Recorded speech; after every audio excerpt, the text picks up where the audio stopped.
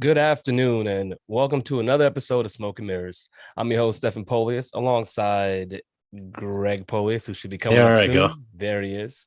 There it is. And yes, it's a beautiful Friday. It's feeling like fall. I mean, it's beautiful out. I heard it's very nice out, but fall is quickly approaching. And Greg, I want to know how you doing. How's your weekend, man? I mean, I'm doing well. Weekend was decent. Can't complain. You know, I've been a little MIA on the social medias with no phone. Feels a little different. I'm just happy I was able to watch some sports. Um, I'm sure our fellow co-host Declan was wilding in the chat. Not too wild. Not too wild. I think he was busy. He has his school stuff going on. Mhm. But yeah, my weekend So, was good. Yeah, we weren't here on see, I was Monday. gonna I was gonna ask you. See, you didn't I even let me mean, you ask you, you bro. paused though, so I mean, you either gotta pick it up right away or I'll just take it. Don't be rude. I'm not being rude. You paused. Am I Mm. supposed to wait for you to figure it out? All I'm saying is you dropped it. I picked it up. Yeah, Teamwork, yeah. teamwork. But yeah, I had a good weekend. As we said on Friday, we might not be going on Monday. We did not, as you all know. I enjoyed my makeshift Labor Day weekend. It was very different, since everything was canceled for COVID, but I still had my fun. And I was excited looking forward to this show, right? Because I knew that what we talked about with the Yankees, I knew that was going to come around and be something that was going to be fun, which we're going to discuss today. And two, we were going to have football to finally talk about actual Yeah. football, not preseason where you're like, oh, it doesn't matter, first team, second team, third team. No, we have a game that happened last night. For those that were lucky enough to watch it, the best Thursday night football game ever, maybe. Quite Definitely, possibly. definitely in recent history, best opening game I've seen for damn sure. So you had Brady and the Bucks defeating the Dak and the Cowboys 31-29. It was a shootout, absolute shootout. Did not see it coming. Dak looked like Dak before the ankle injury. I mean, didn't miss a Re- beat. Reynald, that's for you, bro. That's for you. Yeah, for you Cowboys fans out there, that was a very exciting game. Seeing Dak come back because there were question marks around it as far as how good he was going to be, especially knowing in the preseason that he was on a snap, he was on a pitch count.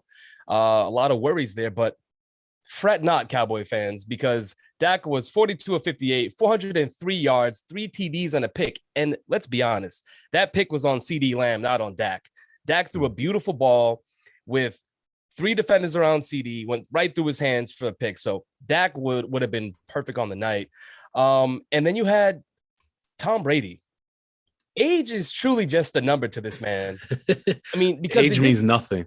you couldn't tell that it was a 44-year-old on the field the way he was slinging it. 32 of 50, 379 yards, 4 TDs, 2 picks.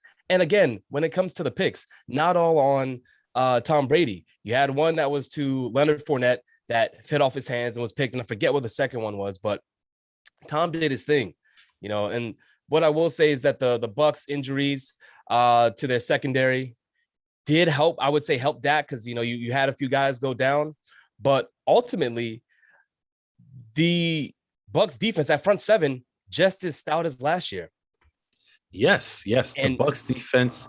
I mean, the front seven was great. The secondary, you clearly see they had some issues. yeah, and they did.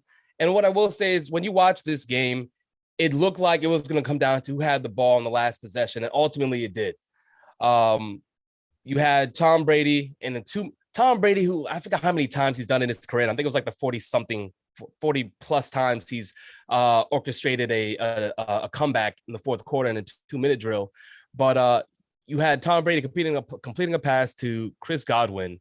Some might say OPI. I'm amongst the crowd that says that on the I'm push amongst the off. crowd that says you're wrong. Wow. Okay, we'll talk about it. But it sets up the field goal, which puts Tampa Bay ahead of the Cowboys. Now, I just want to ask you, Greg, what do you think of both offenses, and do you think they are both the real deal? Is this what we're going to see from both of these teams moving forward? Absolutely. And I think the Cowboys offense can even be better because we saw a subpar Zeke. And there was no running game on either side. Yeah. Yeah. We saw a subpar Zeke, and and you see that injury to Zach Martin really show up last night. And because that front seven got to Dak, but credit to Dak, he stood in there, made some throws, and his throws were on the money under pressure. So that was really that was a really good part of the game.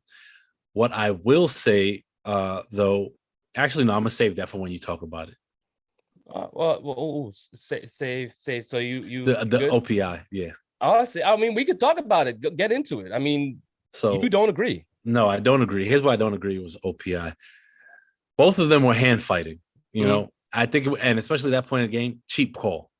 But the most important thing, the defender was not in a set position to make a play. He was he was on his heels.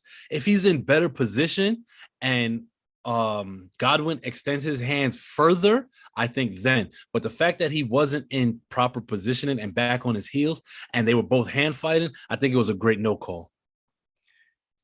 So here's why I disagree. You could see in that replay that yes, they're hand fighting, and hand fighting I get, but once I see arms extended from a receiver to give himself space, that is an OPI. And that's what Chris Godwin did. You saw the defender fall. It wasn't that he was falling back before that. No, he wasn't. Yes, he was not falling back. He was on his heels. We can go back and watch it. I don't believe he was falling back at that point. I saw the arm extended, which is the exact moment where you call an OPI, and you saw the defender then fall after the arms were extended. So I truly believe it was a difference maker in that game, honestly, because at that point, maybe Suckup can hit. It was I think they were 42 yards out. Maybe Suckup hits it, but that was like a shoe-in. Whereas, Greg the Leg was struggling. I was just getting to that. If we're being frank, Greg the Leg hits the extra point and the field goal, and we're not talking Suckup and Brady. We're talking all about the Cowboys and being the best offense in the NFC East. Well, yes, I hear that. I think there's opportunities on both sides. You did have fumbles. You have Godwin with a major fumble that was would have been a touchdown.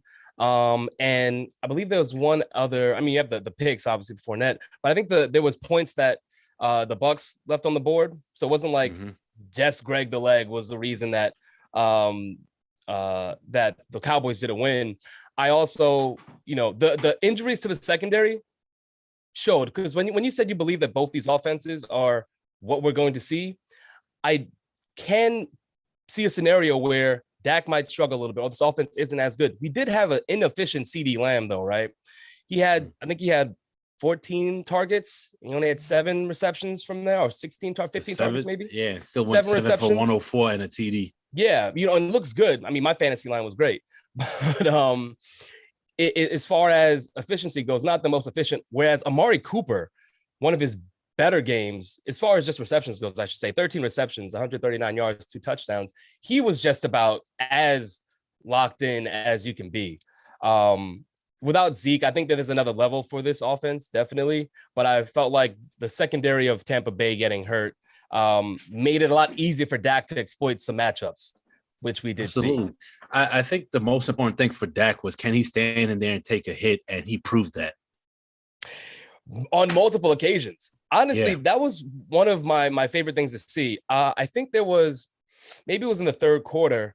Dak stays in the pocket, takes a shot, and then I want to say he gets a ball off. It might have been Zeke. It was on the I'm trying to remember now what it was like. Oh no, I think I know exactly what you're talking about. It was an out route by Amari Cooper on the left side. Yeah. Stays in, takes the shot, and he knew it was coming. Gets the and ball. He fired a strike, and it was outside of the defender's reach. Exactly. So that was my thing. The way he placed the ball before getting hit, he put it, out there so that the defender had no chance, right? Going out of bounds, like giving Amari Cooper the only chance for this ball. And this is all the foresight that you need. But when you're about to take a hit, it's just a different ball game. So I was very impressed by that. Tom Brady, the same though. Tom Brady, to me, again, I think it was Chris Collinsworth who mentioned that was he a better quarterback at 25, or is he a better quarterback now at 44? And it's a really good question, because you like to believe with athletes, when you're young, you have the ability, right? Your body is spry. You can bounce back. You are at your prime. You're in your prime physically. So you can dominate the most. And there is a part of the game, the mental aspect of it, where that takes time. The wisdom, the understanding, like knowledge of the game takes time. And so usually when you're like late 20s, in some cases, to, your early 30s, people call that the prime because you have a balance of both. But it really feels like with Tom Brady that 44 is better than 25, just in the knowledge. And he was never a mobile quarterback. He's not someone that was athletic. It's not like something he was missing in his game because it wasn't a part of his game. And then you see the man stand up and throw bombs in the pocket. His arm is still good. He's not like Peyton Manning. Yes, Peyton Manning had the neck surgery, so he didn't have the same ball. But Peyton Manning had nothing on that ball at 40 something. Tom Brady is looking spry still as far as the arm goes, and so that TB12 diet. The mental, not big, maybe, but that it's that the mental aspect of the game, how he reads the defense, how he can look off his receivers and hit his guy, or how he can see a play developing. His knowledge knows no bounds really to me. And it showed on the field last night. It is going to be hard to see the Bucks not getting back to the Super Bowl. I know it's early, but that was just an impressive. I know a lot of people say Peyton Manning was probably the best to ever do it in terms of pre-snap reads at the line. Yeah. And the Omahas and the audibles and all that. But Brady's much more subtle with it. And you can just see he's like a tactician when he's surveying the defensive alignment. Like that second TD to Gronk, where Gronk chips who was it? It was a linebacker that was blitzing. He chips the linebacker and then runs a route right up the seam on DeMarcus Lawrence. DeMarcus Lawrence has no chance to cover Gronk in the seams. Impossible. And the fact that Brady knew, like, if you look at the play, Brady knew what was happening before it even happened. Yeah. And knew that he was going to have Gronk in the seam wide open on the inside. To me, Brady was banking on it. I mean, Brady was hoping, that Gronk, that they were just going to, zero safety, right? Zero cover. It was cover zero. Yeah. So like you already have a situation where you're looking at Gronk, right? You look, that is your guy. They already have that established relationship. They're thinking he's blocking. Once he released, Brady was already throwing that ball, man. It was impressive. I also want to say that on this show, we all know Greg is a fire starter, right? He likes that role. He plays it well. Outside the show, he's the same person. So those that don't know him off this screen, he's still that guy. And him and my younger brother were having a conversation about productivity, and talking about the Tampa Bay Bucks receivers. It was because of a draft. So, Greg, you're really high on Mike Evans. Yeah. And Garrison isn't as much. Garrison's a huge AB fan, and Garrison called that AB is going to have a bigger year than Mike Evans. I know it's premature. It's just one game. But as I was watching, I was like, I don't know, Greg. So here's the thing. You undersold how he spoke about Mike Evans. I did. You can say it for yourself, though. Yeah. Yeah. He said Mike Evans is going to have a so-so year. Basically saying like, well, I don't think he's that guy. That's what he said. I don't think he's that guy. Yeah. Now, that doesn't mean AB isn't. I didn't say AB isn't good, but to say Mike Evans, who's never had a quote unquote so-so year, is going to have a so-so year. It's one game. He was a little hobbled. He didn't play as many snaps. Yeah. I don't think that's going to be the case because remember, he kind of had a slow start last year too. And look what happened. He got the TDs, got the yardage. I don't think he had as many balls as he normally catches, but he was catching big chunks of yardage. Well, Mike Evans? Yeah. You did have was it Stefon Diggs' brother? Yeah. That was shadowing him most of the game. Yes. That tip pass was spectacular because on that final drive, you have Mike Evans who is he's down the left side, open, and Trevon Diggs does an amazing job of just extending and getting a fingertip on the ball and changing the trajectory. That's not even That's just great instincts right there, because it definitely was a touchdown. Yeah. And Chuck is in the comments. He said Mike Evans was so last night. Yeah, he was so. But again, so you couple the Trayvon Diggs, who played great coverage on him, which allowed AB to go off. So Garrison, the fact that their best corner wasn't on AB speaks to that Mike Evans is not going to have a so-so season, because opposing defenses don't look at him as a so-so guy. So cut all that nonsense out. All right. I mean, I think that part of the argument is going to be hard to support as far as Mike Evans having a so-so year. I do believe that him being down allowed for AB, Gronk, Godwin to have really great games. Yeah. That's without them running the ball as much, right? Tom Brady threw it 50 times. Can this be a balanced offense where, everyone eats? I don't think so. For your sake, they need to get Ronald Jones Jr. the ball more. Whoa. Honestly, that's not for my sake. All right. He's trying to have some fantasy implications here. Ronald Jones is my bench running back. He is not my starting running back. Whatever Ronald Jones does is gravy on top. All right. I'm looking to trade the guy more than I'm looking to start him. I am very much good at running back, so I'm not worried about that. Ronald Jones had a fumble, and he was in the doghouse after that. Garrison, he was definitely in my messages, letting me know that Ronald Jones is in the doghouse, and he damn sure was. It was very similar to last year. I feel like he did a lot of that last year, and I'm hoping that he improves more. It's just one game. Hold on one second. Anthony Mullen said Peyton is the best to ever do it. Anthony, you gotta stop. Please go back to where you came from and stop that. I wanted to be on that train too, and I really was like a Tom Brady hater, and I can say that now. And I did not want to call Tom Brady the greatest, but before the ring, he was already. You could make the argument for it. After the ring, you can't say anything else. There's no question as to who is greater, Tom Brady or Peyton Manning. Peyton Manning might have the greatest post-football career. Shannon's, pushing that a little bit. I like Shannon a lot, but as far as quarterbacks go, we could stop talking about it's not even close. Nah.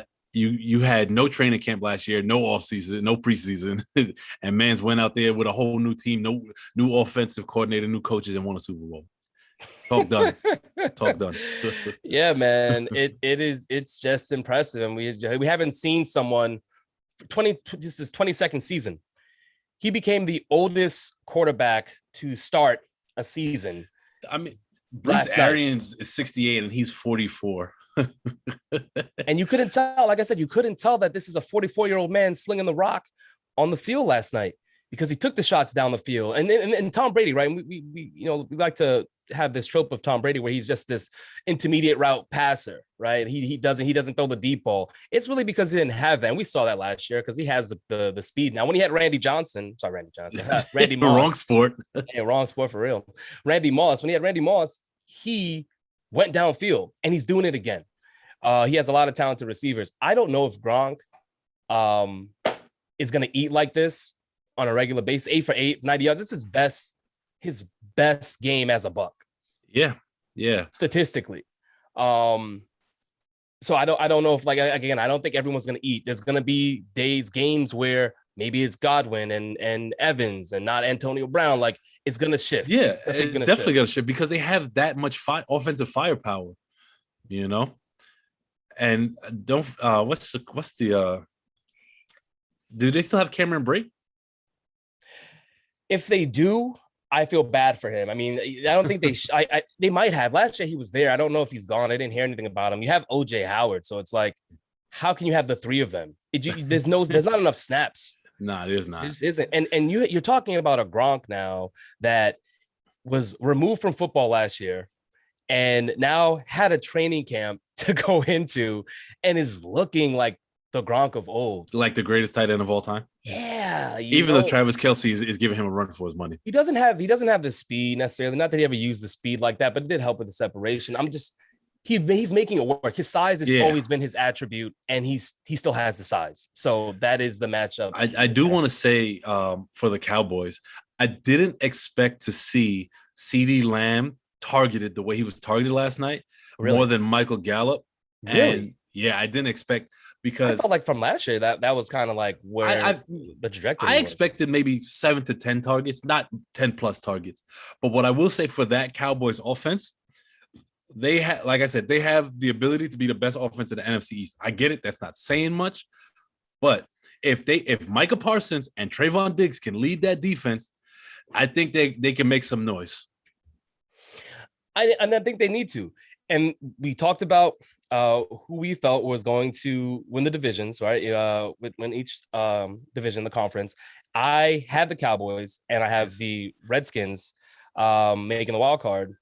However, I'm really curious to see how these Redskins come out on Sunday, because the Cowboys, for sure, with that performance, look like they're a lock. NFC East is just the Cowboys to take.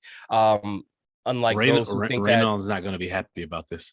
He might not, and maybe Deck, if Deck is listening, he's not too happy because he has the Giants making the postseason somehow. I honestly don't think he believes that. I think he did that just to make waves. I mean, like, there's no way he actually really believes that. I'm gonna operate under the guise that he does believe it, because I haven't heard anything else. And I mean, the Giants are in competition with the Eagles to see who's the worst in that division. So pretty much.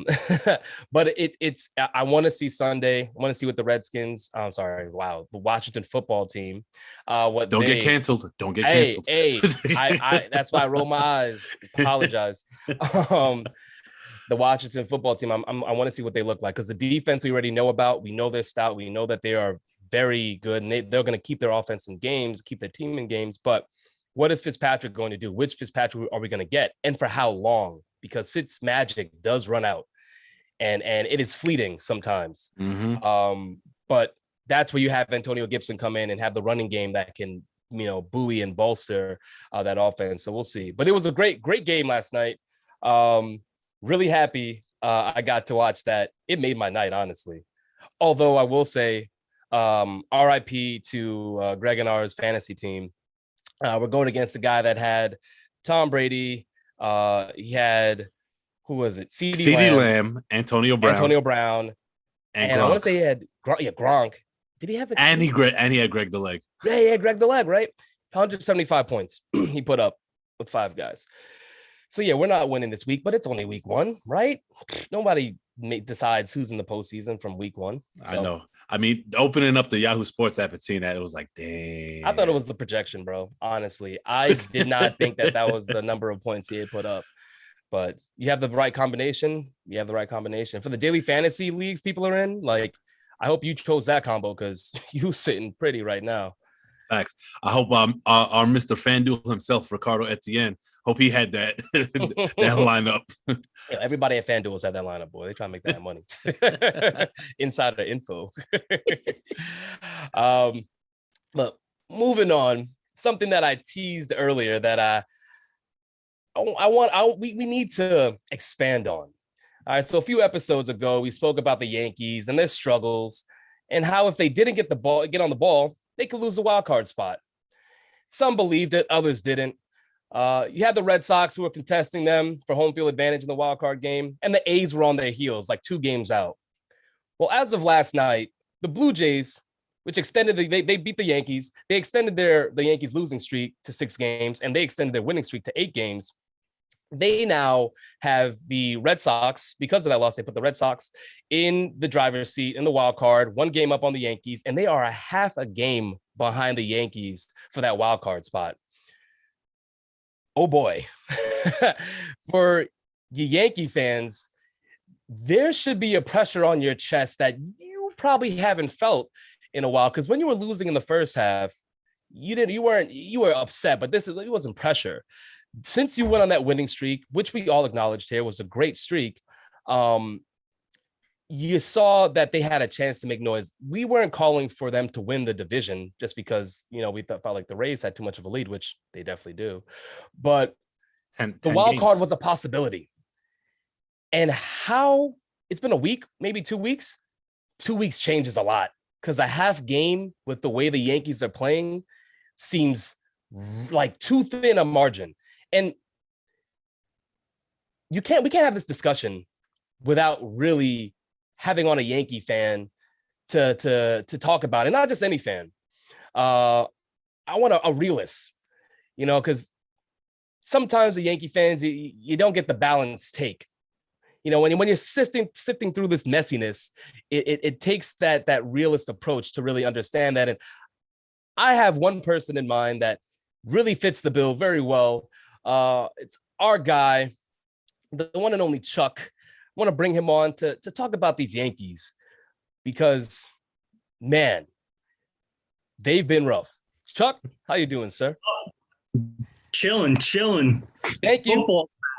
Yes, it is. We talked a little football, but I brought you on for these Yankees, man. I gotta say, to me, you're like a Yankee fan that grew up in a Met fan environment, because the ability for you to kind of see through all of the facade is what I feel like Met fans do. Because even when we get delusional, if you talk to a real Met fan, it's like, yeah, we don't really have it. Like we hope, but this isn't us. If you saw the Yankee fans after the trade deadline, you would have thought they did everything they needed to do to secure a World Series. You could say you're talking about Declan. Declan is in that group. He is not alone. He has his friends, his posse. He is the mascot for them. He is their leader. He's the ringleader, honestly. But Chuck, I want to give you the rock right now. Speak on these Yankees and just what we're seeing play out, because a half a game to me isn't enough. I think what you're seeing now with the Yankees is what they've been for the entire season. And you could even date back to the back end of the season last year. Like, they've played 500 balls since then. And if you take out that 40-game stretch, which is only a quarter of the season, in which they went 30-10, including the 13-game winning streak, they're below 500. Like, that's how bad they've been this year. And people don't seem to see that.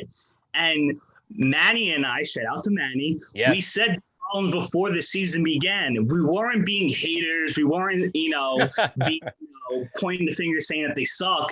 It was the obvious reasons that we saw with this team, which have been the obvious reasons for the past 4 years. When Cashman went out at the deadline and got Rizzo and Gallo, we said it took them 4 years to realize you need lefty bats in the lineup. You need a balanced lineup. Not named Brett Gardner. Right, exactly. They had two. Like, when Aaron Hicks is your hitter and you have World Series aspirations, you're not going to get far.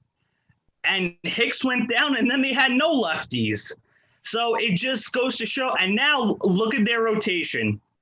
Sevy was supposed to be the number 2. He's still rehabbing after like 3 setbacks. Kluber was supposed to be your number 2. He just recently came back after missing 3 months.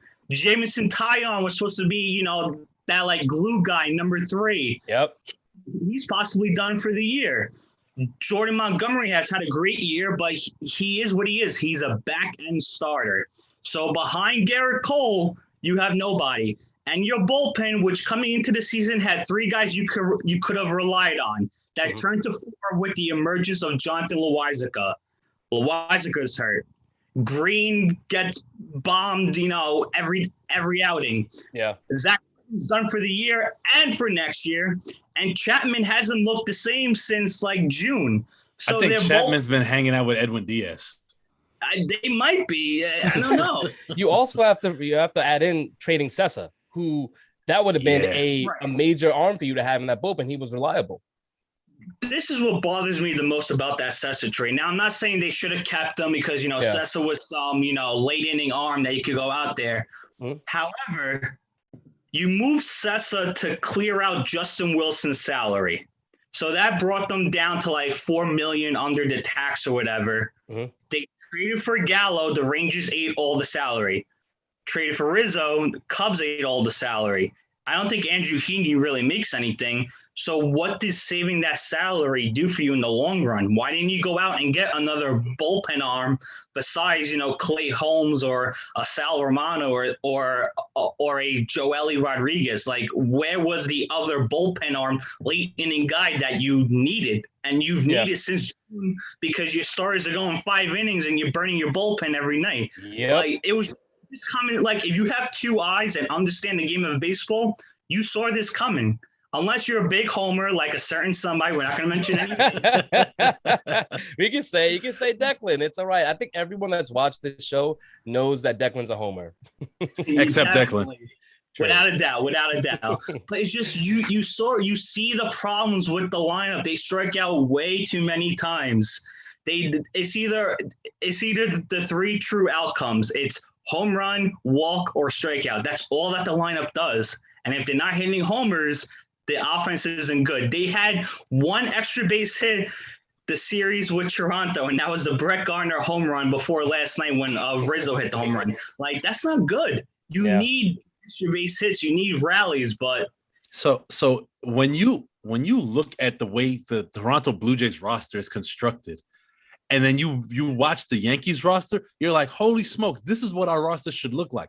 Guys who can hit, who can run, who can play defense, who also know how to draw walks. And look at what Toronto went. They went out and got a Jose Barrios. Not someone that's going to necessarily be an ace, but now you get to pair Ryu and Jose Barrios as, 1-2 in a playoff series. That's a lot different than Garrett Cole, as Steph would say, in the flunkies.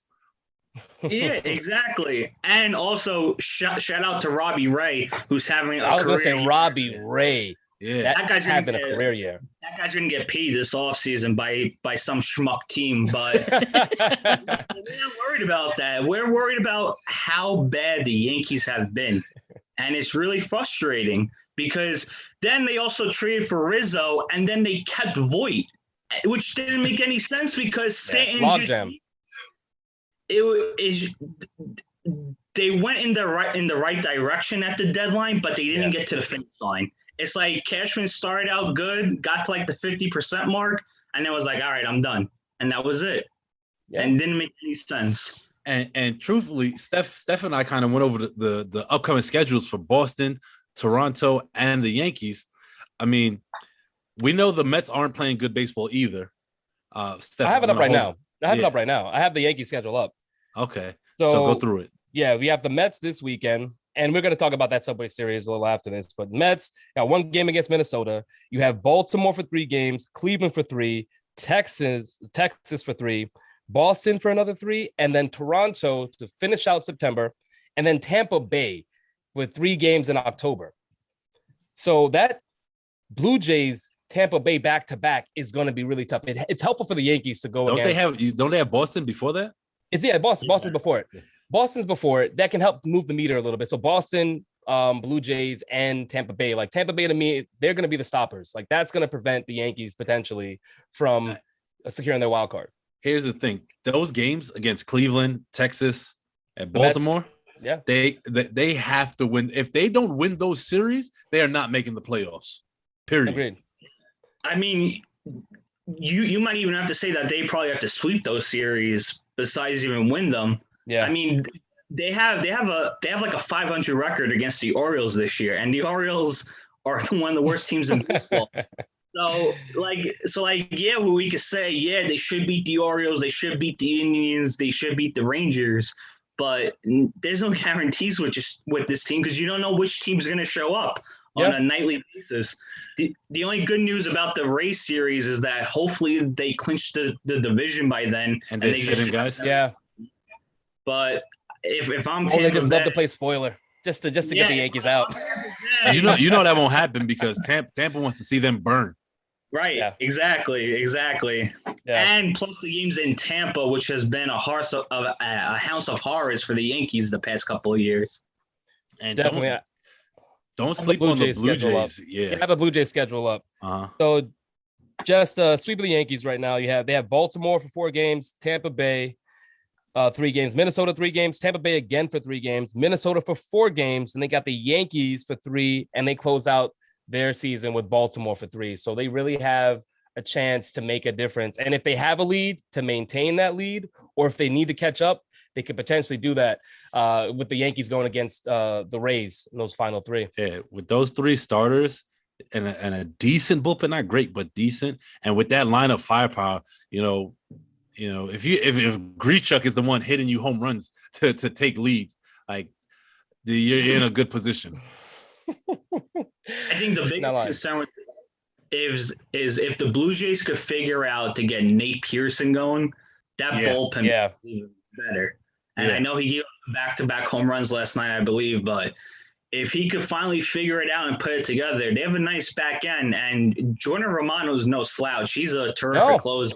He's been very solid for them this year. Also, so something I have to ask a Yankee fan. Yeah, because as a Met fan, I've stopped trying to question Rojas's decisions. I'm just convinced he doesn't know what he's doing. Why does Andrew Heaney keep getting the ball? I tell you, it comes to the point where everybody can sit here and say, Boone should be fired and so on and so forth. And I don't agree or disagree is because I know in the back of my head, everything is so analytical with this team that I don't even know what decisions Boone is making. Mm-hmm. And if you look, Heaney probably has those, those excellent spin rates and whatever garbage nonsense. Give him the ball. But what I've really come to terms with is the Yankees this year are winless when they're down by 4 or more runs. It's them, the Nationals, and the Cardinals. And what tells me is that when the Yankees go down by 4 or more after the 6th inning, I believe, they punt the game because they don't want to use up their arms because they're out here using their big arms in every other game, which is close. So Heaney is there to be, your mop-up guy, but because of all the injuries and the ineffectiveness of Green and Chapman, you have no choice but to use Heaney. Like yesterday, Sal Romano had to come in the 7th inning in a tie ball game. It's just like, that was a guy that was added to the roster like yesterday. And he was up here pitching a late inning game in the middle of a pennant chase. It's just like, it just doesn't make any sense. They go about this all wrong with all the analytics, and you sit there and you just like, you hope that something changes. And just before you go on to the Subway Series stuff, just to touch on that analytic point, as someone who's played and coached the game, right? There's a certain level of feel of the game that I think that analytics is taken away. And I'm not a guy who's just like anti-analytics, like Skip Jalex or not like that. But what I will say is the front offices have to allow managers to manage the game, especially former players. Let them manage. That's why the Rays took out Snell in like the 5th inning last year with like 70 pitches or something like that. It's like allow the feel of the game to take place. Yeah, I definitely agree. It comes to the point where I don't hate analytics either, even though I always complain about it. But you have to understand, you can't make everything, you can't follow the book with everything. You can't start with step 1 and then follow throughout because things change. We're humans. It's human nature. Not everything is going to go by what you watch. So when you do that, you can't rely on your analytics to basically produce the game for you. We're not here playing on Xbox or PlayStation, playing the show. These are real human beings. Like a guy who's supposed to make, the catch in left field drops the ball. You don't account for that. And when that happens, then, his WAR goes down or the UZR, whatever the hell letters they put together. Everything changes just because of a simple error. But it's crazy how one little change affects all the analytics, and teams just like to stick with it. Yeah, it's because analytics exist in a vacuum, right? And what you're talking about is the messiness that is real life. And when things go awry, when the errors happen, when someone's not having a good day, when a player is maybe affected by something happening in their personal life and they're not playing to the ability that they can, analytics is in a vacuum. And if you solely rely on analytics, you end up hurting because of that reason. So you see that with the Yankees, and there's some other teams as well. But I think that, Greg, like you said, it makes perfect sense. You need to have the balance. You need to have feel. And the creativity that you add to the game that gives you the edge and the advantage, because the same analytics you have, the guys on the other team have that too. So if you're strictly sticking by that, they know what you can do and what you're going to do. Exactly. With creativity. So the Yankees lacking that, it doesn't allow for them to have that punch. Also, this is why I think Houston has been so good for so long, they've not only obviously they were bad for a long time and they got to accumulate a lot of talent via the farm system. But when these guys got to the big leagues, they found the right balance with the analytics and with just pure baseball. Sometimes I think we forget about, just us as fans, forget about the natural aspect of baseball that, isn't really discussed anymore. And if you listen to Mets broadcast, you'll hear Keith Hernandez, go on and off about this all the time and how, it's taken away from the game and how the game is played. And he's right. Yeah, I don't disagree. I mean, I love me some Keith of all the messiness, for all the messiness. But yes, want to get into the Subway Series. Still talking Yanks, talk a little Mets. The Mets haven't been good. They lost 2 to the Marlins. They've had some games where they surprised. You don't have to say that. They've been awful. No. Hey, whoa. They've won some games here and there. Like they made some noise here and there. I'm just saying they made some noise, and that matters. That matters. Losing to the Marlins doesn't matter as much to me, just because of how the Yankees are playing now. Like they are in survival mode, and this is a series they need. Like Chuck said, they need to sweep. You have Montgomery tonight going up against Tyler McGill. And then you have Saturday, Kluber versus Walker. And that Kluber game, like Kluber's just coming back. He pitched like 3 1/3 last game. So you're going to get into your bullpen. He's not going to go too deep into that game. And then on Sunday, it's TBD at this point for the Yankees. They do not know where they're throwing. You have Carrasco, who's been a mixed bag. But I don't look at those 3 games and say the Yankees are going to win this. There's not one pitcher there that you truly fear.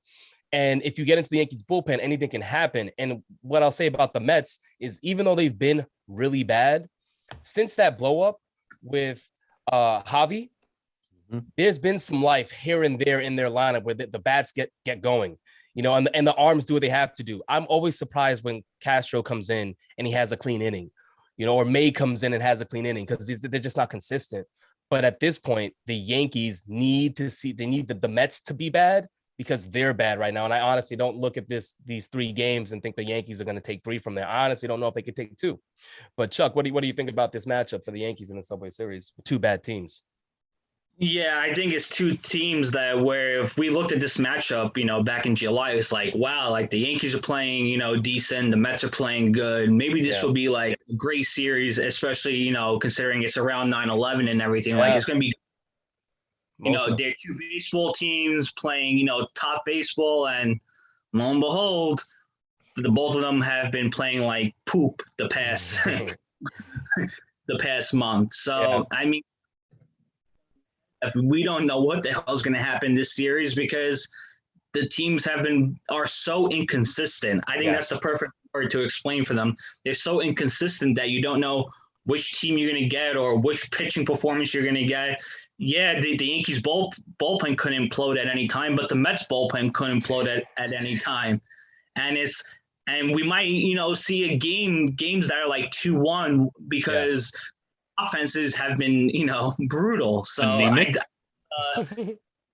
this series is just going to be a big shrug, because it's like, who the hell knows what the hell is going to happen? So here's what I think is going to happen. I think the Mets are going to outpitch the Yankees. Because it's in City, right? Yeah, it's in City. I think they're going to split the first 2, and then the Mets are going to take the last one late, only because the Yankees' pen is going to probably be taxed. So here's my prediction. The Mets are going to sweep the Yankees. Wow. I'm saying it right now. And the reason I'm calling that is because the Yankees are pressing right now, and the Mets aren't truly I know they're 4.5 games back of the division. There's still a chance for them, kind of, but they're playing a lot looser because the expectation is not there for them, right? Like the fan base is turned on them to some degree where they're booing them and they're upset, but I feel like the Mets are going to be playing looser than the Yankees, and the Yankees don't have a stopper to really give them a momentum. So I think if the Mets win the first game, if they win the game tonight, I can see them taking this series and sweeping the Yankees, which would put the losing streak on 9 games, right? If I'm not mistaken. So what did Declan say on Tuesday? The Yankees are the best team in baseball, and then said, I think he responded to Manny or you after not making a playoff, said this is a joke. Yeah, I mean, it was yesterday. He said something like they need to get back to playing like the best team in baseball, like they were like 2 weeks ago, or something like that. And I believe, Chuck, this is what we were trying to tell him like during the streak. Like they're playing well, and they should have been playing like this, but the roster is still flawed. And when you have a flawed roster, these are the type of things that can happen in crunch time. But Steph, you mentioned something about the Yankees not having a stopper. It's shifting it over to the other side of town. The Mets said Jacob deGrom is completely healthy, but they will not throw him until they figure out what caused the injury. Now, I've had my issues with Sandy since the deadline, and this is just a pile on top of that. And it's like, what are we doing here? We're only 4 games out. Jacob deGrom literally was the best pitcher of the century, this season.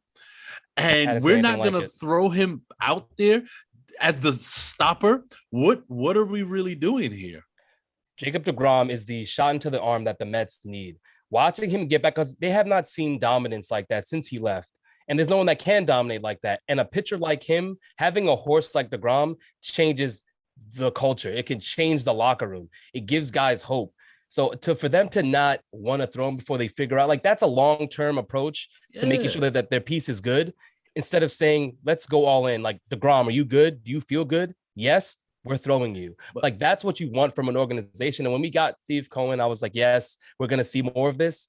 But I mean, I don't think enough of the culture has changed. Enough of the guys, maybe the pieces have been removed to have the type of organization that is willing to do whatever it takes to get. And I'm not saying foolish things, because pitching DeGrom isn't foolish. If he's healthy, pitch him. Yeah, exactly. That's my thing. If he's, but like, say they don't figure it out in December, and then spring training comes, and they still haven't figured it out. What the hell are they going to do then? He can't throw because they haven't figured it out.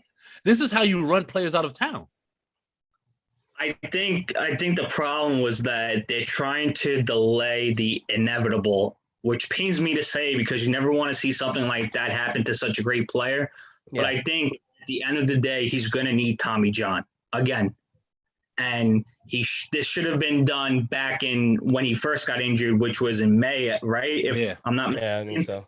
But we see players do this all the time. They try to rehab and go the alternate route. And I get it, because you never want to go for that kind of surgery. Mm-hmm. But at the end of the day, you have to get Tommy John. It reminds me of when Garrett Richards, tried to go for the plasma injection, and he pitched through 2 years, but he wasn't really effective. And then he had to get Tommy John. I think the only player that has had, a tear of the UCL and not need to get surgery was Tanaka. Yeah. So you could have a bionic elbow full, but that's one in what, how many pitchers end up getting Tommy John.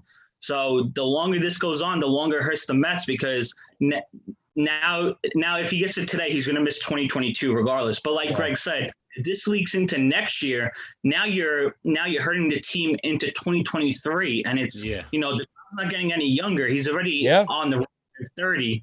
So how long do you keep this going before you lose your star pitcher? And if lose the window, right? And if Stevie Cohen wants to win now, why are you delaying this and hurting your team in the present and in the future? I will say this though, as far as the Richards Tanaka comparison, DeGrom, if it is, let's say, an elbow issue that he's putting off and it is Tommy John, we saw him pitching and still being lights out with it. So if he did end up getting alternatives, going an alternative route to get healthy, I could see him still pitching well, like pitching better than Tanaka, more on Tanaka's path than Richards' path, and being more dominant than Tanaka was. Because when Tanaka came to the Yankees, they spoke about him almost not God tier, but he was a lights out starter. He was going to be, he could be an ace. And then he had the tear, and it was like, all right, well, he still gives us a chance to win. He can still dominate from some games against certain teams, but not the pitcher that they expected to get because he didn't get the surgery. I think that DeGrom can be maybe not, a godly level, dominant person, pitcher he has been, but he can give the Mets a chance every time he goes out there and still be one of the best pitchers in the game, even if he doesn't get the surgery. But again, to Greg's point, and your point, even Chuck, the window is small. He's old. You do not want to play around and prolong anything that can keep him out for multiple seasons. which is even more of the reason that makes me upset. They didn't go out and get another arm at the deadline.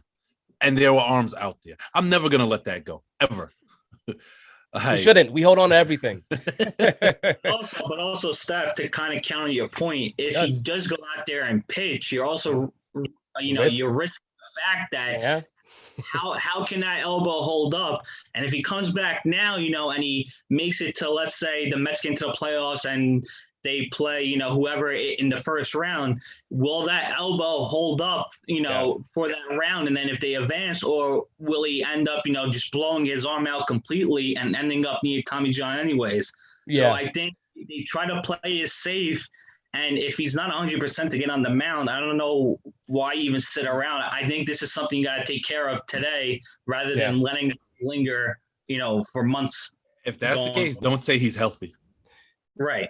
Well, that's true. And what I was going to say is DeGrom's, the other injuries he had, to me, seems like he was compensating for whatever the ailment was, right? When you see other things pop up, it's typically because they're trying to compensate for something that's happening, and their body is trying to give them the sign saying, hey, like, we're not good. You're putting too much strain now on another part, like your lat maybe, or it's your shoulder now. So I think that you're right.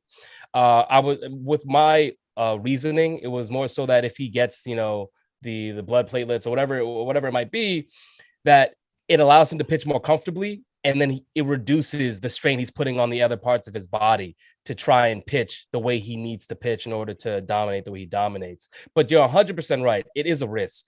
Is it? And it comes down to, is it worth the risk? And ultimately, it's not, in my mind. If you want to get him 100%, knowing that his window is just, again, very small, you should act faster than to wait for it to eventually fall apart. And at that point, if we wait too long, it's like, well, what is he after he comes back? You're looking at potentially like how Matt Harvey was after he came back from his major shoulder injury. So I agree. I agree with that. A part of me just wants to see DeGrom again, because I miss that baseball. Like, that was, I know he went down. He went down. Like it. He went down right before All-Star game, and then he hasn't come back. And it's like, that's the last time the Mets were really good. So that's how I kind of envision this season, where it's like, man, DeGrom is the foundation for us. And when we have him, everyone else can play a little bit differently, even though he's only playing every five games. But seeing him on the mound and like just knowing that he's going to go out there gives me hope. And even if it's just the one game in the series, that man is just something special. And what he was doing this year was bigger than even the season. Definitely. I got Chuck. What's your take? What do you think is going to happen in this Subway Series? I think the Yankees are going to take 2 out of 3. I like the pitching matchup tonight because Montgomery he's been having a good year. I give him a lot of credit. He's really bounced back. I think he's now in his second year removed from Tommy John. So we know that second year is when the pitchers finally regain form. So I like them tonight. And then Taijuan Walker, the Yankees always beat up on him. So and Sundays, whatever. So I think if the Yankees win tonight, they could take, one tomorrow or Sunday, and they'll end up winning 3.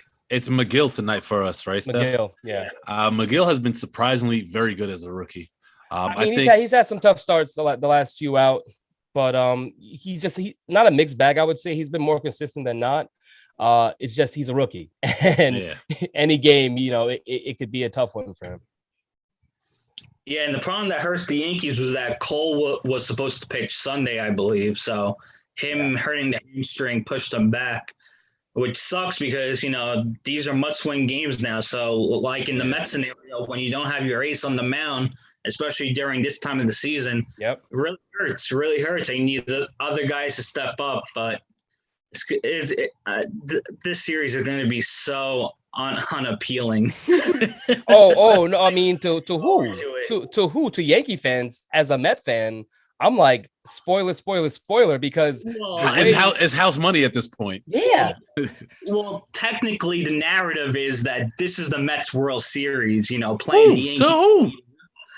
to Met fans. I mean, yeah. no, What if we were playing a good Yankee team, maybe it would feel like a World Series. But this is a bad Yankee team, and I think whatever the Mets take from the Yankees means a lot more than what the Yankees take from the Mets, and that's what it comes down to. And that's why I'm excited for this. This isn't going to be the shit show that maybe people are wanting it to be. I think that the Mets win anything, it puts pressure on the Yankees because of the precarious situation they put themselves into. A half a game out now with a surging Blue Jays team. Right, with a Red Sox team that's coming back around, you can't lose games against teams you need to beat, and they need to beat the Mets. So I'm gonna go for the sweep. You got me on the sweep. This is Friday. We're gonna be talking on Monday. All right, and you might hear my mouth. Potentially new time slot on Monday. Wow. Potentially, yeah, but not there now. But I want to move on. We're talking about races here, as far as the Yankees go, and there's another race that I think is more exciting than even the Yankees, and that's the home run race because it has been heating up. All right, we all know that Shohei Ohtani was leading the league in home runs, and we just kind of like assumed that no one else was going to touch it. Maybe Vladdy was going to get close, but Shohei slowed down significantly in the last month. August has not been kind really to Shohei, and September has been much of the same. Right now, as it stands, we have Shohei in front at 43 home runs. We have a tie for second with Vladimir Guerrero Jr. and Salvador Perez. Now, excuse my ignorance, but did anyone else think Salvi was hitting 40 plus home runs? Did anyone know? It's no, KC. And I think the crazy part is throughout his career, he's been a player that usually has a great first half, and then tails off in the second half. And to see him still, cooking this late into the season, I give the guy his flowers, and I hope he could pull it out, but I don't think he will. Well, even if he doesn't pull it out, it's one thing to say that he has a great first half and like a okay or bad second half. He's currently hitting 276, has 73 runs scored, 104 RBIs. These are Mike Piazza numbers. He's a catcher, and we haven't seen catches produced like this offensively in such a long time. Salvi, who was in the home run derby, it's like, oh yeah, he was miraculous in the home run derby. He was a footnote because of everything else that was happening, but his comeback was impressive. And this to me is reminiscent of the home run derby. It's just impressive. 42 home runs. And then in third place, another surprise for me, I was not paying attention. Marcus Semien has 38 home runs right now. 38 home runs, which is a part of the reason why that Blue Jays team is dangerous. All right. Marcus Semien, who's batting 272 with 99 runs scored, 90 RBIs, 14 bags. That is a well-rounded player. They just, as you said, Greg, before, that team just does it. Speaking of that team, they also have Teoscar Hernandez, who has almost 30 jacks and almost 100 RBIs. Too. Yeah. Yes. Stupid. And they're doing this without George Springer. Yeah. Oh, yeah. Scary to think about, actually. I do have an honorable mention for the home run race. I have to put it out there. Tatis Jr. has 37 home runs. He has cooled off quite a bit. We haven't heard his name as much, but 37, and it's a talented player. He could be in the mix. So, Greg, I want to start with you. Who do you have winning this race? Who you call it right now? Who is going to finish with the most home runs in the season? So I think because Vladdy Jr. is going to be playing the most meaningful baseball, it's going to be him. And he probably has the most protection in that lineup. I think Vladdy might hit 50, bro. I like it. Chuck? I agree with Greg. I think Vlad has the most raw power. Mm-hmm. I think it's only a matter of time before Ohtani and probably Salvi gets more days off. And I don't think Semien can what is he now? 5 home runs behind Vlad? 5, yes. Okay. So no, 4. He's only 4 because Vlad's 42 to tie. I don't think he could out-hit Vlad by at least 4 home runs, over the final 3 weeks of the season. So I think this is Vladdy's to lose, especially because the guy hits missiles, and we saw it. I believe it was yesterday he did it. The guy hits a line drive, and it's 20 rows back in the bleachers. So the ball just carries. Yeah, I don't think he's gonna get to 50, but I think he'll end around 48. Here's why I think he'll hit 50, though. It's because of those 2 series against the Orioles, and then they have another bad team sprinkled in there. And I think he's going to absolutely demolish their pitching. Okay. Vlad is a very good, not even a dark horse, but like Vlad is a good choice to win the home run race. Now, if I wanted to play it safe, I go Ohtani. Ohtani has the lead. Maybe he just keeps it. He has a chance. Oh, I see what he's as we were as you guys were talking, I'm like, because Greg, you mentioned like Vlad has something to play for, right? Like Vlad is, they're in it deep right now. They want to get this wild card spot. And I'm thinking, I'm like, the Padres, they have a wild card spot, but it's not guaranteed. And Tatis is Tatis. I'm going to go dark horse. Wow. Tatis. He could get hot. He could get stupid hot. He could get stupid hot. Fernando Tatis Jr. will finish with the most home runs in the league. I like it. It's bold. It's bold. I take bold takes. Seattle is 2 games. Let me check right now. Are they? Yep. They're 2 games out. Oakland is as well. So they got a tough schedule. Oh, they do. They do. All I'm saying is everyone thought I was foolish. And we're talking about a team that's 2 games out from making the postseason. You're right. You look like a savant right now. but I got a hot take on top of yours. All right, I bet. But yes, I think Tatis Jr. will finish with the most home runs in the league. It's just a matter of time before he heats back up and just carries that Padres team because he is the lifeblood. He is their engine. When he goes, they go. Shout out to the NL MVP. Yes, sir. If Vladdy Guerrero gets to 50 before Ohtani, right? Because that means he'll have probably like 110 RBIs, something like that, and he's hitting over 320, he'll win the MVP. Oof. Do you know why I can't agree? Because the writers vote on it, and they're so infatuated with Ohtani.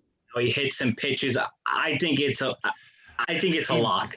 If the Blue Jays make it to the wild card game, and he does everything I just said prior, he's gonna win. Fair enough. I think what Shohei's done on the mound this season, if he doesn't like implode late or anything like that, it's just hard to see them not giving it to him, because when is the last time we saw any player do what he's done this season? And I think it's just because it's historic. It's just because it's historic. If Ohtani did this a season before or multiple times, we wouldn't be talking about it the same way. But because it's the first time, it'd be hard for them not to give it to him. Is there a world where we see co-MVPs? Oh, I don't think they would do that. I don't put it past them, bro. Yeah, exactly. True. Spineless jellyfish. Yeah, I don't put it past them. I will give one quick hot take about the AL wild card. Hot takes. I love it. We're all on it. All right. I think it will be Yankees Red Sox, but we won't get Cole Sale because they'll have to pitch the final weekend series to get their teams in. Oh, that's an ugly matchup. What are we gonna see? Evaldi and Montgomery? Yeah. Or Tyon? Yikes. Something like that. I love that. That is just like a rainy football game, just mud everywhere. Everyone's slipping and sliding. Like that's the type of game it's gonna be, just real gritty. All right. That's a fun hot take, though. I am almost on board for that. I think a part of me is just excited for the Yankees not to make it because I get to watch the world burn for Yankee fans. But I'll also take that particular scenario as a backup, as a consolation, because I think that is pretty nice still too. And I want to make one mention. Shout out to Manny. He wanted us to note that Pujols is 21 home runs away from the 700 plateau, which is amazing. This is a man that was cut from the Angels, which disgusting just knowing the stature, but he's productive enough for the Dodgers, and he's gonna get to 700. Yeah, and also another footnote: Miggy's like 26 or 29 hits away from 3K. Milestones, baby. Love to see him. Love to see him. Yep. First Hall of Famers. Yeah, easily. Before we close out, it's something I did miss in our football segment that I wanted to talk about, and I need to pull it up because it's one of those things where, like, you hear it and you're like, wait, is that real? That didn't just happen, right? Like you didn't just say that. And I'm talking about Jamar Chase. For those that are aware, Chuck is aware. So Jamar Chase, first round pick for the Bengals. They matched up Big Body Burrow with his wide receiver in Cincinnati. Top 5 pick, right? Top 5. Yep. He struggled in the preseason. He wasn't catching many balls. And this quote bubbled up on the social medias. And I'll read it for you verbatim. Now, Chase is talking about the ball and then transition into the NFL. The ball is different because it's bigger. It doesn't have the white stripe on the side, so you can see the ball coming from the tip point. So you actually have to look for the strings on the ball at the top, which is hard to see because the whole ball is brown and you have the 6 strings that are white. If it sounded like nonsense to you as I was reading it, it's because it did come across as nonsense. However, now I will say this. Before we all freak out, if you haven't heard that yet, I'm sure you're like, what the hell? Jamar Chase did come out and say in a tweet that they were just asking him the difference between the NFL ball and the college football ball. And I mean, maybe, but that is the timing of that is just really bad. One, and the context of it, I just didn't understand how, that could work. And because he's struggling, we're reading into it. But Chuck, I want to pass it to you, knowing that new little tidbit that he said that it's about the college football difference. What is your take on Jamar Chase? And I want to add this point: would you still feel comfortable drafting this man in fantasy, knowing about this? Well, to answer your second question first, I did feel comfortable before the quote. But then it was a little too, like, the guy said it yesterday when my teams were already drafted, and it was like, are you serious right now? But to answer it, this guy needs a PR person or a veteran in the locker room to come over and say, these are the company lines that you have to give. Yeah. This guy sat out last season to prepare for the NFL. Did you prepare with college footballs? What preparation did you do? You had a year plus to get ready. Oh. A year plus. Did you not go to the combine or anything? Like, what did you do? Sit home, play Madden all day? How did you not prepare? How do you? I wasn't ready. The difference? I wasn't ready. Like I knew there was a difference between the college football, the NCAA football, and the NFL football when I was like 7. The college football is a little bit more round, while the NFL football is more slim and kind of like oval. Yeah. But like they don't have the white. Like if you watch the NFL, you see the football. Like we're in such a technological stage in everything that you could see the football up close. Does he not watch NFL? Like, is this like his first time? Steph, that makes sense. As someone who's played, go ahead, Chuck. Bad quote. Man, I wasn't ready. I wasn't ready for that. He said, "Did he practice?" I love Chuck rants. Chuck rants are good. Off the cuff. I just hate stupidity. Like this guy sat out a whole year to say he was preparing for the NFL. Don't you think catching the NFL as a wide receiver would help you prepare for this? Yeah, that reading to me is definitely it's enough there, regardless of his retort. Yeah. Let me ask you, Steph. We've played like flag, obviously nothing on a professional level, but we've played with real NFL footballs. Yeah. And we've played with college footballs. Mm-hmm. Don't you think that the college football is actually a little bigger than the NFL football? Yeah, I mean, it's been a little while, but yeah, I would say I never to me, it's ultimately like how he's describing the imagery of it and maybe how that helps him catch the ball. I don't know. To me, it's just like something's thrown my way. I'm going to catch it regardless of like how it looks. Yeah.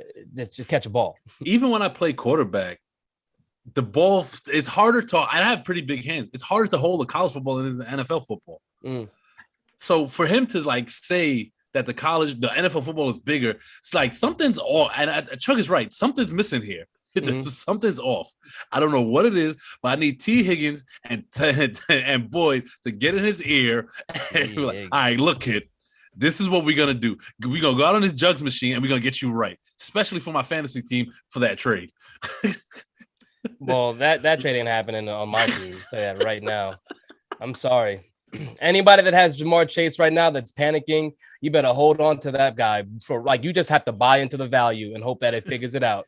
If it's a redraft league, wait until the first big game and then you could maybe ship it. But Dynasty, you're holding on to him regardless. All right. Yeah. It's just hard to hear that quote, to read that quote and be like, man, I'm about to start him in my flex. Anybody with the confidence to start that man on Sunday, kudos to you. I hope you win. You probably won't unless you have someone else carry you, but Jamar Chase ain't going to be the dude. You know what? I'm gonna start him Sunday in the Sports Hit List Fantasy League. I'll start him in my flex. Really? Hey, I like a bold. You must be going against Travis because his team blows. Yards. Yeah, when he goes off for 10 catches, 100 yards, and a touchdown, I'll be looking like the champ. Hey, who are you going against this week? I think Peter. So the orchestrator. Yeah. Yeah, so we'll talk about. We have to talk about the Mets series on Monday. All right, this Mets Yankees Subway Series, and then we're going to talk about Jamar Chase because Chuck put him in his flex. We might have to have Chuck on just to discuss that Jamar Chase game. Hey, we could do it, Chuck. If you're available, I want to because we're going to talk. Guys. We're going to be talking about all that Sunday football, so we'll have a little segment for Jamar Chase. If it's a dud, if it's an absolute dud with a bunch of drops, even better. It's going to be so sweet. You're going to be on, and I'm just going to be like, "So, Chuck, how'd your team finish?" I got you guys. So what I will say, though, I know we teased that there may be potential changes in our time slot on Monday. If there are, we will make sure to put it on the Sports Hit List page to notify you guys and share it to the groups as well, so you guys can know when to catch us on Mondays. As a teacher, I'm back in the building, so it's a little bit different. Back in the building. Yeah. It was nice. It was nice being back. I was gonna ask, how was it? Good. I actually. My building and my admin is really it was nice to be around those people. Everybody enjoys being around each other. Nice. So I'm thankful for that. And it's a place that I really enjoy working. Like we walked into the gym to yoga mats and personalized cups. Wow, that's nice. And for the last 2 days, we started off our morning meetings doing yoga. Nice. All right. Like faculty yoga. Approach. Yes. Hey, that's the benefit of the pandemic, a silver lining, right? Like they've changed their approach. That is really nice. And we're all here for it. I'm a little surprised that when I asked how you were doing, how the week was, that this didn't come up, but it's okay. You said it now. You could have mentioned it before, but it's okay. Chuck was here Chuck was here to hear it. So like Chuck had a chance to have a reaction. Chuck, as always, it is a pleasure having you. Thank you for coming on. You are, Deck is one of our co-hosts, but you are our resident Yankee realist. Thank you. And I can't wait for Deck to come back on. Manny too. Chuck, Manny. True. Yes. I'm leaving out Manny. Manny is also on that same elk. And Eddie isn't. Eddie's just delusional. But love you, Eddie, but I'm sorry. But yes, thanks for coming on, Chuck. Always a pleasure. Just want to wrap it up with, don't forget to like, share, comment, and subscribe to all Hit List content on YouTube, Facebook, and IG. Our handle is SportsHL. Again, that is SportsHL. And Greg, if I'm not mistaken, we'll have the Sunday show now, right? Like we have. Yeah, the Sunday show is back. The Sunday show is back. We gotta crash the Sunday show, bro. So boss man, all right. Travis, Paul, and them. Is Jarv on there too? Is Jarv? No. I think it's Ricardo. Rick. Yeah. Resident elder statesman. All right, I like that mix. So yes, they're back on Sunday, before kickoff, and we are gonna crash that. That just has to happen. The baseball guys going into the football sports show. I'm excited for that. We're going to be back on Monday. Well, I shouldn't say Monday. We have our new schedule coming out, so TBD on that. The one thing that is locked in right now is Fan Zone on Tuesdays at 5:00 with Manny and Mike, so you can look forward to that on Tuesdays. But until then, you take care. Enjoy your weekend. Hope you enjoyed the show. We definitely did. And we'll see you soon. Have a good one. Have a good one.